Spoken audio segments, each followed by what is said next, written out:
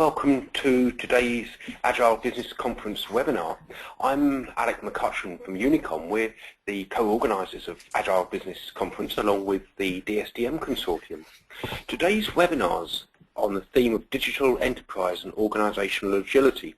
Are we there yet? And the presenter I'm delighted to tell you is Manav Meehan from TCS. I know from experience Manav is a fantastic speaker. He brings to the table lots of real-life experience of Agile and will also be available for questions at the end of the webinar. One thing just to let you know also, we will be making the slides and recording available afterwards. What I'll do now, without further ado, is hand over to Manav.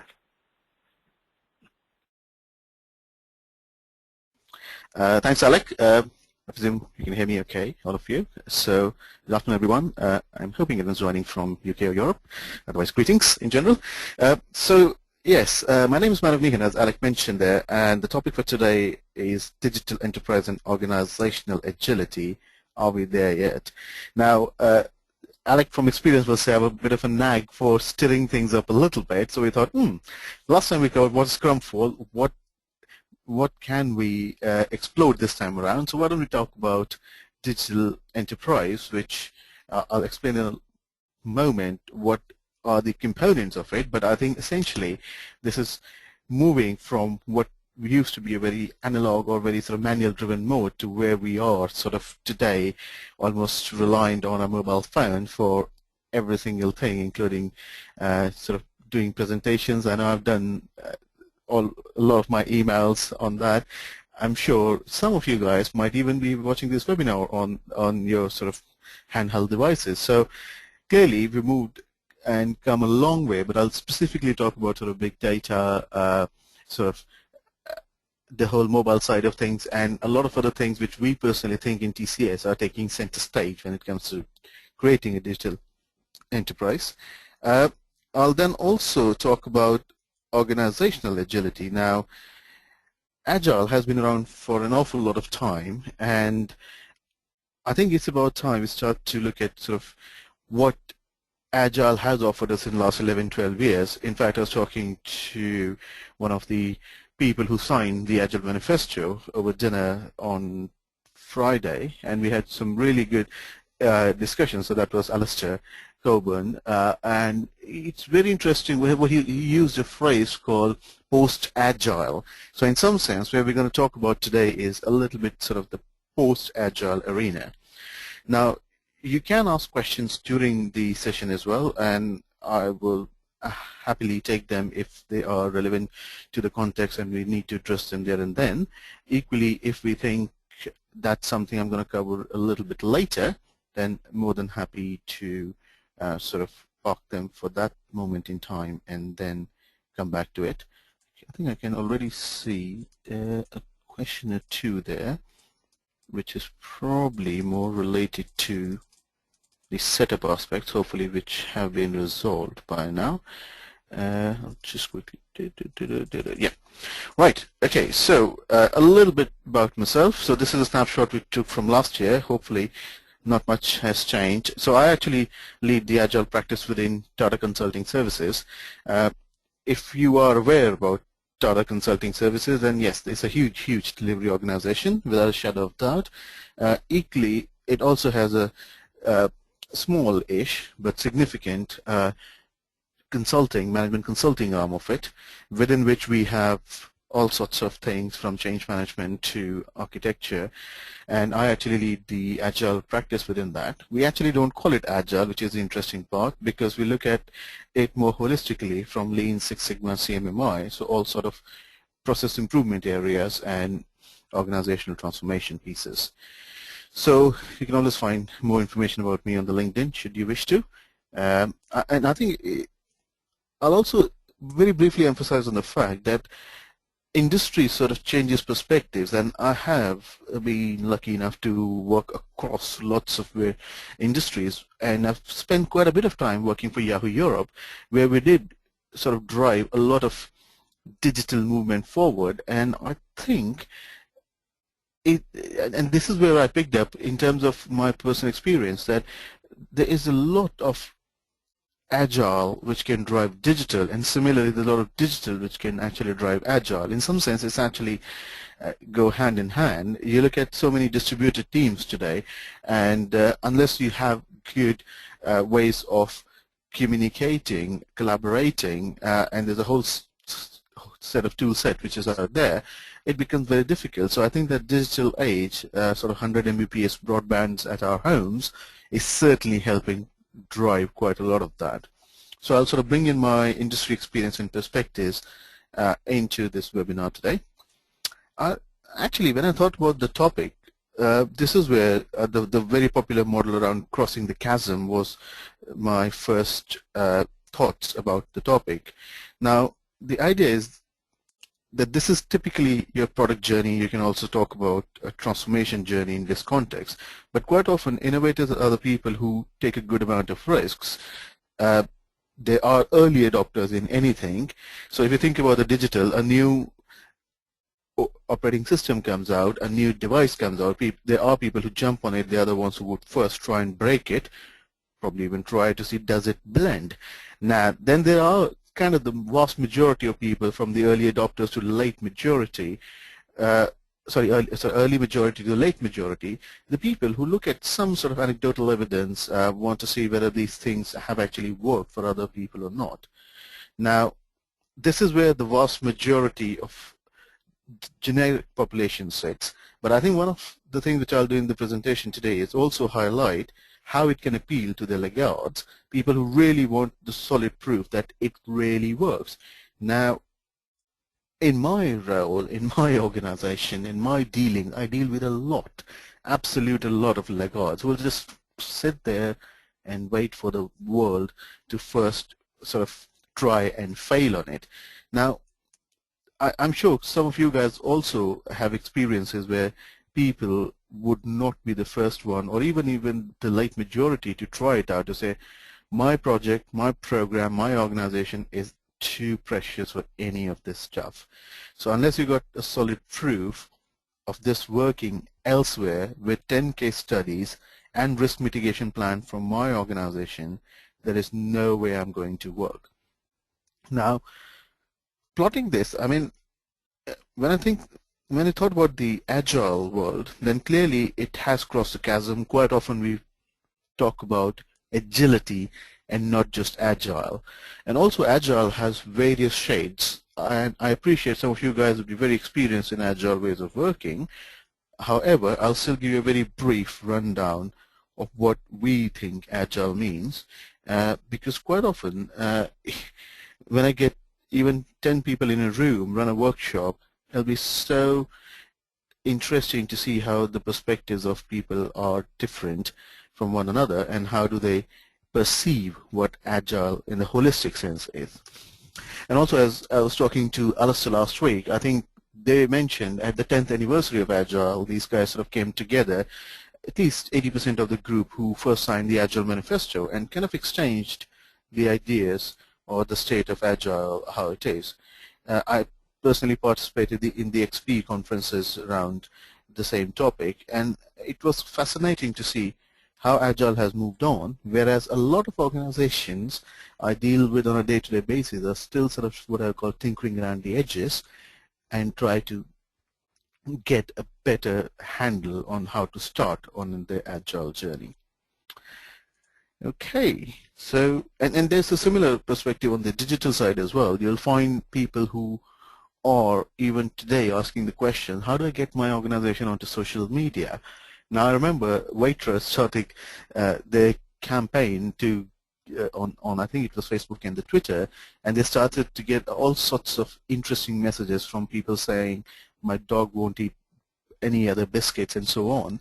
But this was the interesting aspect, how people had sort of moved on, and there are organizations which are taking baby steps on this journey. But I remember sort of 10 years ago working with digital design agencies, and how these guys actually were producing a lot of cutting edge things even that time, which I bump into people every single day who keep asking, how do I get myself on LinkedIn? How do I get my organization high visibility using social media tools? How do I enable my my even sometimes websites to work on mobile platforms. So I think working across different industries has certainly given me the perspective that when you look at this particular chart and we ask the question, where are we with in our journey of digital, of agile, you can plot people at all sorts of different places. And I tend to deal with a lot of people which are at the majority and laggard side of things. And that's where it becomes very challenging and interesting sometimes. Right here, let's just talk a little bit about agile. I appreciate some of you guys may be very experienced, but just why is it important? It's not just about Scrum. A lot of common mainstream agile tends to start and stop at Scrum. I think there are lots and lots of other things going on in the community in the agile umbrella. One of the fascinating ones is the whole sort of amalgamation of lean and agile, using even some of the lean tools like Kanban. Now that's one step from my point of view towards organizational agility. Now the reason for that is a lot of Scrum agile sort of comes bottom up, whereas a lot of lean comes top down. Now, or at least it starts to build those bridges to connect with a wider organization. I mean, nowadays when I go and talk to some of the very senior stakeholders, they don't necessarily want to talk as much about agile. What they want to talk about is lean software delivery. So it's not a class around agile, but just to give one anchor point, if you're dealing with people who talk about agile equals Scrum equals agile equals Scrum, well, I think there's a wider world out there. Look at other things. Clearly, agile has given us visibility, adaptability, higher business value, and lower risk. And again, I'm not going to go into details of each and everything, but it's important that how does this then get translated, not just from a project, from a sprint, at the minutest level, but to actually driving these at more of an organizational or at a portfolio level. Now, it's easier in some sense to do these things at projects. So if you think about visibility, well, I've got my sprint burn done, I've got my Kanban board, but then how do you do that at the portfolio level?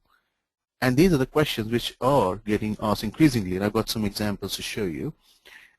Same with the business value. I mean, I can water my little patch, I can learn about what my project is delivering, but then how do you deal with the cross-competing priorities? Now, I also worked with Microsoft where about 18 months or so we defined a prioritization framework across the organization. Now this was 440 products across 400 product lines across 40 countries in a single prioritized queue based on the business value. So that's, for me, another example of organizational agility, where we're just moving from our story points as a measure of the value in some cases, but quite often it is just the effort, onto something which is more tangible, and every sprint, every release, every code drop, we are actually talking about the real value which is derived, and certainly agile tools and techniques do help that. Just on continuing on a similar theme around value delivery, I think there is clearly this picture, which if you haven't seen before, is very, very helpful, of the predictive delivery, which is taking your investment for a foreseeable period of time, with paybacks only starting sort of somewhere later on the timeline. And this is often an example which we cite, that although organizations can be large, they can be really complex, but actually they need to think startup. They need to think about that they might not have all the money or all the time to deliver the product or the service. So how can a vertical slither be constructed?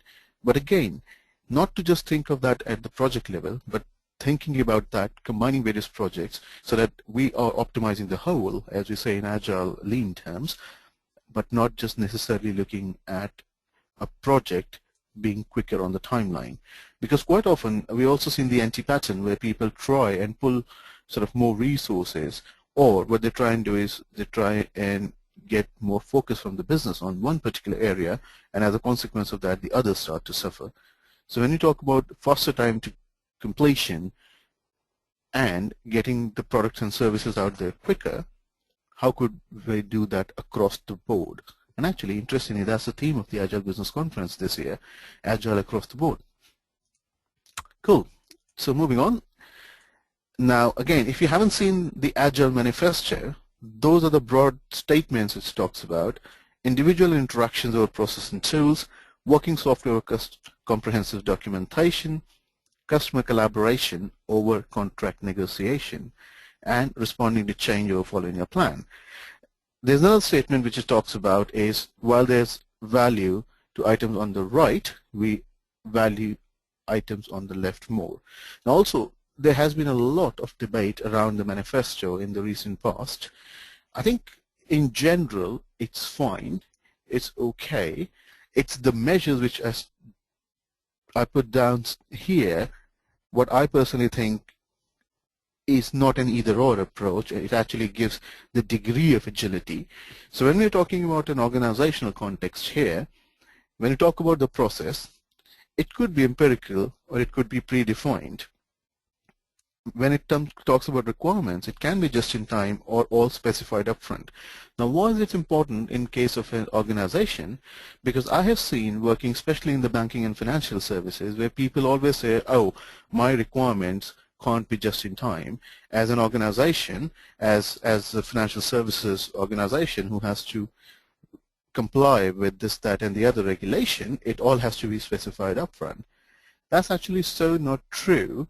But dealing with those situations on a case-by-case, project-by-project basis sometimes causes so much grief and inertia that the business analyst in a lot of organizations, before you say the word go, because the structure is as such, because the organization is wired in that way, you would find there's a business requirement spec sitting on your table with 1,000 use cases or requirements already in there, and people are so married to that that moving them away from that becomes quite a bit of challenge. What do you mean? All of this is waste? All these guys, what they've done so long, is it not valuable? So you start to get tangled into all those kind of conversations. So hence, even something as simple as requirement, yes, you can deal with it on a project-by-project basis, but creating that culture, creating that awareness that that's not the most efficient way, for me, has been and still tends to be one of the biggest challenges. And you can similarly have solution to evolve. Collaboration is another big one, that although there are in pockets, we can talk about an integrated way of working, a more verbal collaboration, whereas a lot of times people talk about the distributed working practices as one of the compelling reasons to go into sort of remote and written working. And again, that's so not true. If we as an organization are built into two-way, what I call the fab communication pipes, then there is no reason for us to go back and revert to our written ways unless there's an absolute need for it. And again, when I do some assessments and even transformation journeys, we try and quantify each of these. We also then try to make sure, oops, sorry guys, I'm just going to switch this back. Okay, so what we tend to do is for each of these, we actually put a slider scale, and we also do some sort of interviews to make sure that people understand what each of these mean and where they are today and where they want to go at an organizational level. Because it's, and sometimes we also do sort of bottom-up analysis on these, because not all projects are at the same level of maturity, not all business areas are at the same level of maturity, but to fold it up into a comprehensive view, it's quite important. Okay, just another flavor on the Agile, that although we saw that picture of individual methods, quite often these are used in conjunction. So you get Scrum mixed up with XP and Lean, DSDM used in conjunction with extreme programming and Lean, Scrum. So all these sorts of combinations are possible and actually are quite prevalent in the industry. Even simple things like people say, oh, we only use Scrum, but we're going to define user stories. Well, sorry, user story is an extreme programming term, XP. That's where it comes from. We're going to use Kanban for our information radiators. Oh, brilliant. That is a Lean term. So it's just to be aware that it's not an either-or thing. And when we talk about the organizational agility, the mix of these could be varied. In some cases, we might need more XP practices because a specific project is more engineering-centric. In other cases, we might need more of lean because it goes into sort of the wider organizational setup. So is that a question where to keep an open mind, to understand what are the relative benefits or limitations of each of these frameworks, and then try and use the right mix for the organizational agility. Okay. This is one survey which gets conducted every single year by version 1, and I think although this is 2011, it's very similar, where it gives why do people use Agile. Now clearly for me, when I look at that, managing changing priorities, visibility, productivity, team morale, and I've experienced all of these things firsthand, they are very much beneficial for all the organizations, whether they're using a small level of Agile or a capital A Agile, mixing it up with lean or not. A lot of these things you do not get benefits just at a project level, and the benefits at the compounded benefits of using these at the organizational level are far more than just at one project. You could use that project as a starting block, but that's not where the Agile journey should end. Even to put something like this out there, it should be very compelling for the organization to move towards an Agile way of working. Cool. So that was sort of a very quick view on the Agile and the organizational capabilities around Agile. Now let's talk a little bit around digital and how that's sort of rattling the cage of various enterprises. Let me very quickly now see if there are any questions which have come up since the last time. No. Okay. If there are any specific ones, guys, please feel to just enter them in the chat window, and I shall in the meantime crack on with the digital world. Right here. So I think if you wanted to find out more about digital and how that's shaping up, if you like, the future or the current, as some people call it, of organizations, you can actually also go to tcs.com/perspectives. We'll learn a bit more about big data and the mobile side of things. And I think that's quite an interesting read because I've learned quite a lot, not just applying it in my previous experiences, but also working with our folks on the digital enablement. Now, I think it's important to understand some of the key drivers or some of the key, when we say the area of disruption, what have been the most which have cost our organizations who are happily going along into a little bit of a rethink. Now, the 4 key ones here, which we've highlighted among the other ones, are social, big data, cloud, and mobile. Now, I'm sure most of you would have heard about each of these, so let me go into a little bit more detail of how we think these forces are actually used to drive some of the digital decisions of the organizations. So, I think from our point of view, the way we put the digital together and the digital organization, on one hand we have the customer who wants to purchase something, do some ratings or recommendations, and who we ultimately sell to. On the other hand, we have customers or the offer. This could be some kind of rapid prototype or package as they're wanting to buy. Then there are the operational side of things, how to make it work. Now, there's a lot of digital elements which go into making that, like some sort of analytics, linking into the big data, of course. On the ecosystem, we got things like crowdsourcing. Now, the traditional VC model has been and is under immense threat from people just going out there using the social media to actually get the funding. So instead of them investing £1 million or dollars into an initiative, people are actually going out to maybe 100,000 people asking them for 10 quid each. And that is certainly changed a lot of landscape. The other aspect, the other way to look at that for us is that when we look at some of the costs, the operational stability and the IT security side of things as an internal state, and on the sort of external side, we look at the growth and the margins, which are ever so reduced because of the competitive landscape and the overall user experience, not to forget that. Oh, it's just popped up saying you may be experiencing network connection difficulties. I don't think so. Okay, let's continue. So for us, if we look at the various perspectives, it's actually hitting or what are the overall operational capabilities, this is rattling for us. I think on one hand there's the agility, which is ultimately responding fairly quickly to the change. And if you look at this link with the version 1 survey, which I flashed earlier, it's very much out there to say, well, okay, again in a digital enterprise, for us to do things quickly is much easier as opposed to if we were taking a very manual, very traditionalistic approach.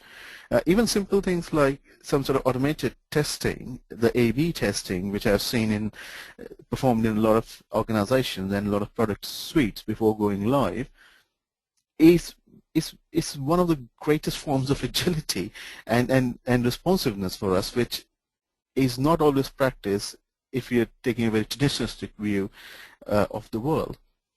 Now, on the other hand, we have sort of efficiency, as always, delivering things on the lower cost, but I think there's an opportunity to harmonize and rationalize across organizational initiatives. Now, in some cases, we'll find just the marketing teams who are looking at the social media and just trying to put their perspectives out there. Well, the customer services team, on the other hand, is using some sort of an internal tool. Now, is there a way for us to leverage that feedback loop which we have coming out of the social media, potentially also harness what are the customer services needs, is a question worth asking. On the other side, we have sort of the effectiveness of doing sort of the right things and using the analytics for us to drive the all-important decision making, especially at the board levels. And I think we also measure very well about our value of service, which is how do we look at the innovation side of things and has it actually delivered. A lot of organizations also run sort of the R&D capabilities for their organization or for their business areas. It's important for us to not just sort of the Wild West creation of next thing or the next best thing to loaf bread. How do we then drive some of this innovation into some of the real products? I mean, you look at the concept cars, how many of the new cutting-edge hydrogen-powered concept cars come out on the street, the ones we see on fantastic shiny road shows? Right, so how do we then translate that into some more of the operational capabilities? The other way to look at that is to drive some of the quicker, cheaper, better, and happier decision or the customer at the center of it. And this is very synonymous to some of the agile ways of working. So if you look at what we are trying to do at the heart of it, make things much quicker by being responsive, make things cheaper to drop it at a lower price point, better to do the right things first, and happier customer at the end of it. I have the same examples and the same way of explaining people when I talk about agile. It actually gets us from A to B quicker. In a medium to long term, it is cheaper. I won't say in the short term because there is the cost of change curve which kicks in. Things are better, undoubtedly, doing with agile because we're trying to hopefully time box or feature box some of these. And then at the end of the day, we do have higher customer satisfaction, higher team satisfaction levels. So for me, the operational drivers for digital are no different than what we have for an agile implementation. This is a social media view to sort of look at the customer engagement, and I've again seen similar shades and similar discussions happen where there's some people who are the influencers, they are the coverts and the prospects, and how does the social media drive some of this engagement all along to the purchaser, and again very much disrupting from a traditional model of engagement to what is now a digital way of working.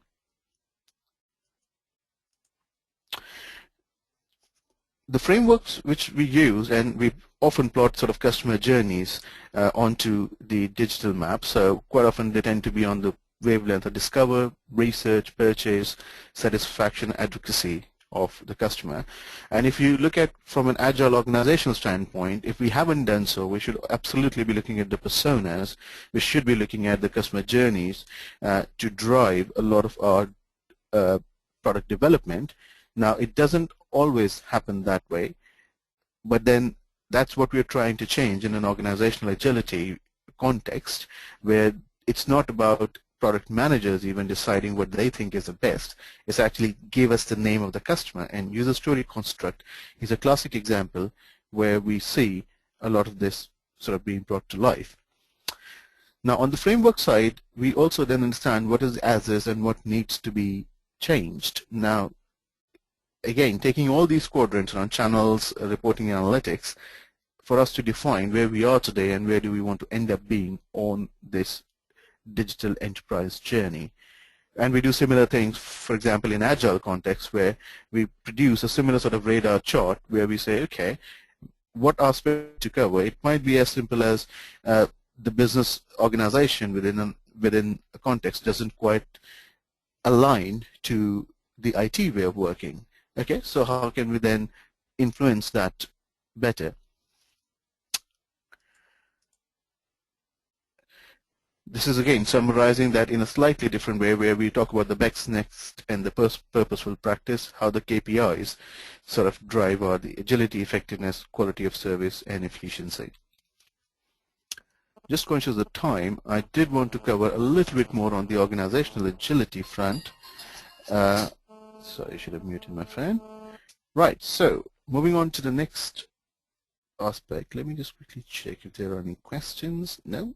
Okay, so 12 minutes to go. Let me leave some time for questions at the end, but very quickly cover organizational agility. Now, this is how we look at organizational agility in TCS, because I think from our point of view and from our point of view, it is absolutely at the portfolio, at the product management, at the delivery level. We don't just look at agility in one context. And similarly, you can look at the digital enterprise and again segment it at these levels. Now, portfolio, and what I've done on the right-hand side is giving you a picture of what is a multi-level agile, or the way we plan it. You have a daily sprint. A lot of people do that. There are iteration plans.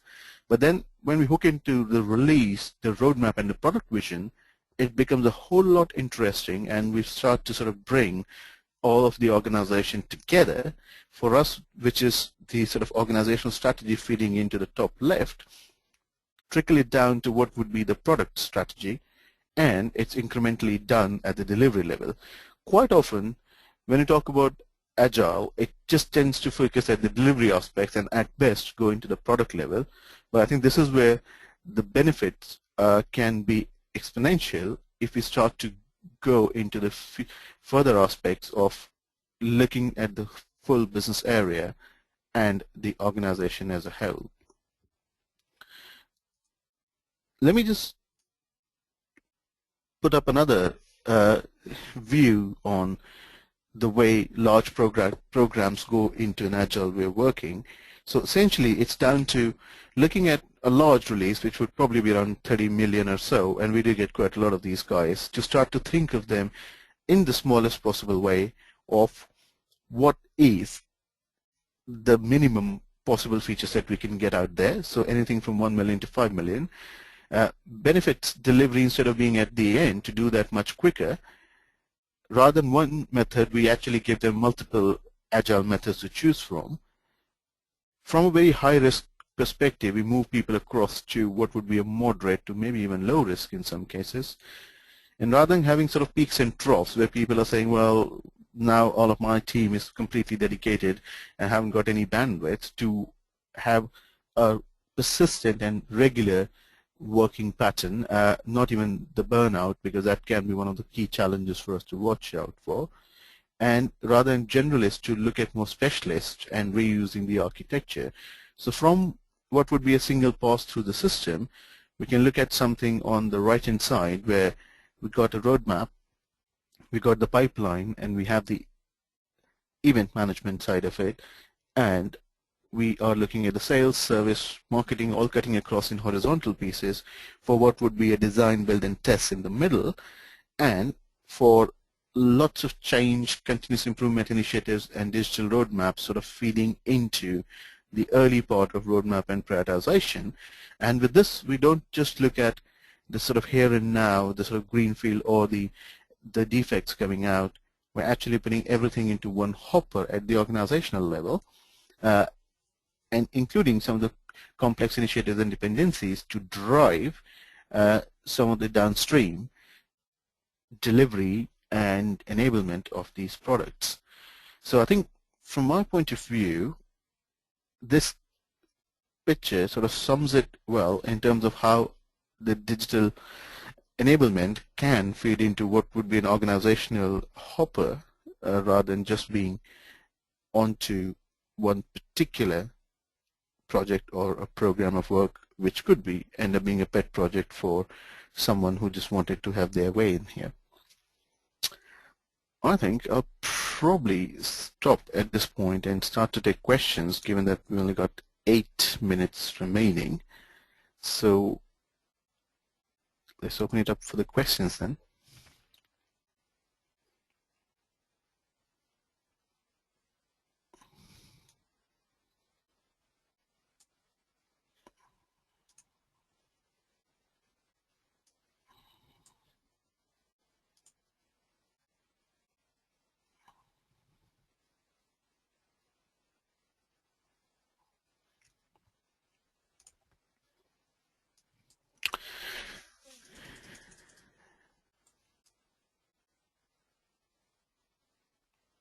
Okay, guys, so if you've got any questions, please feel free to type it in the chat window and we can take them up.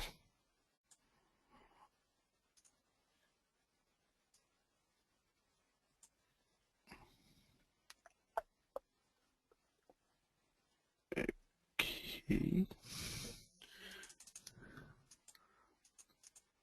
I think I've just got a question come through right now. What industries are you seeing the agile methodology adopted in the most?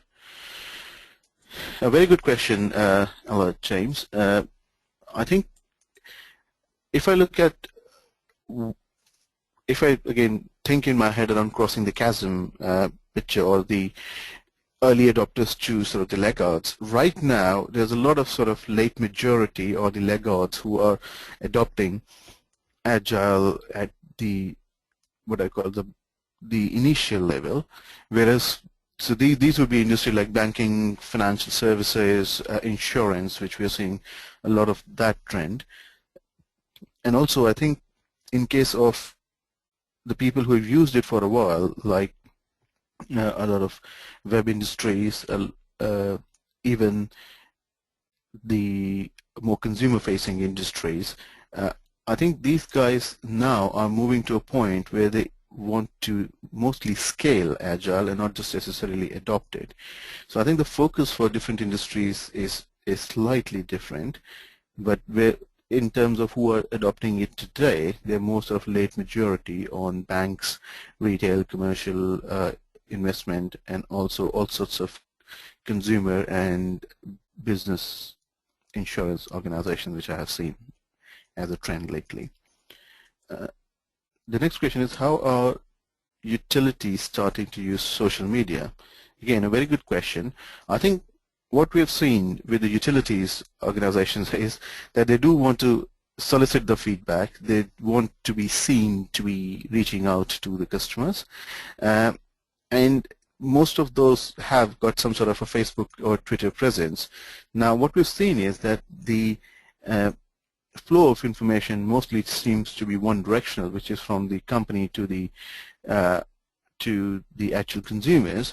There is more and more, in a controlled way, the flow going backwards, which is towards the company, but they'll certainly want to moderate that in some sense and not be able to, especially if those comments are not as great, for them to start a viral campaign against the organization. So they are very aware of that. The next question is, what architectural frameworks most help in in enabling agile end-to-end delivery. Do you think business sponsors understand this? So I think, again, it's a very informed question. Where do the business understand the architectural frameworks? I think in terms of agile ways of working, it certainly helps with most, if not all, of the architectural frameworks. What it suggests is, rather than taking a big design approach, we should be taking a more evolving design, and there's a term called beat off. So should avoid big design upfront situation. I think in terms of the business being aware, I think it's something which again is a responsibility of each of us to do that. They don't always understand all the non-functional side of the world.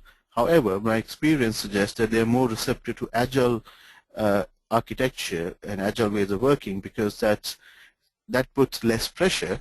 And also I think agile itself makes it very clear that if there are non-functional requirements to a project, things are being creaky under the bonnet, then it does need fixing. So that short and snappy and quick way of delivering erodes if the underpinning architecture and non-functional aspects are not good.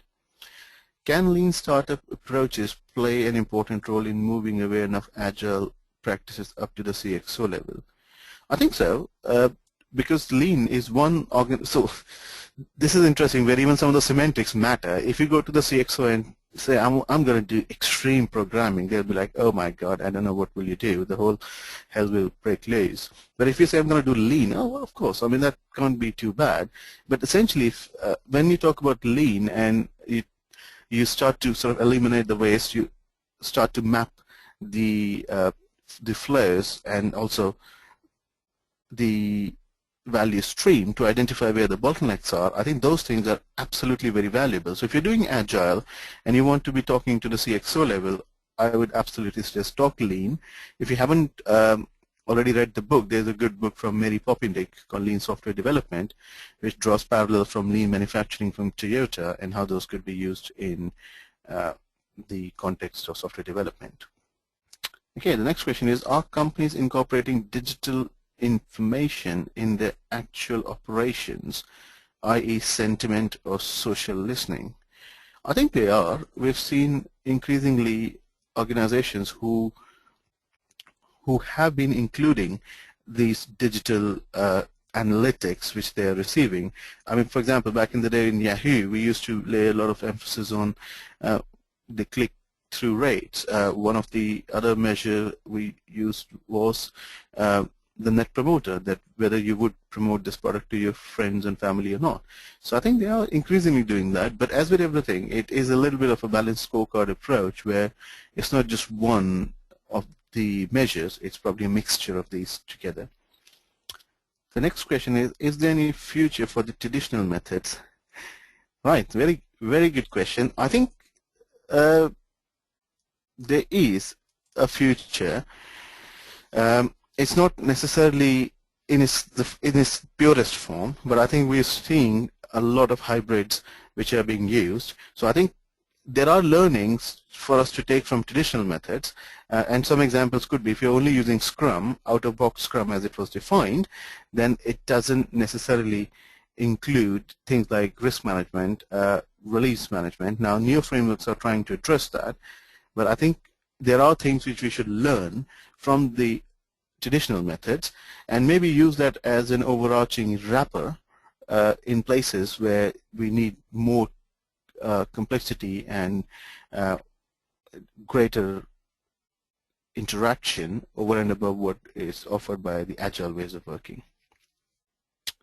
Okay, so it seems like that there isn't any other question for now, and we are certainly over the time limit, so I guess thanks a lot for joining, and I don't know if you wanted to do any closing remarks there, Alec?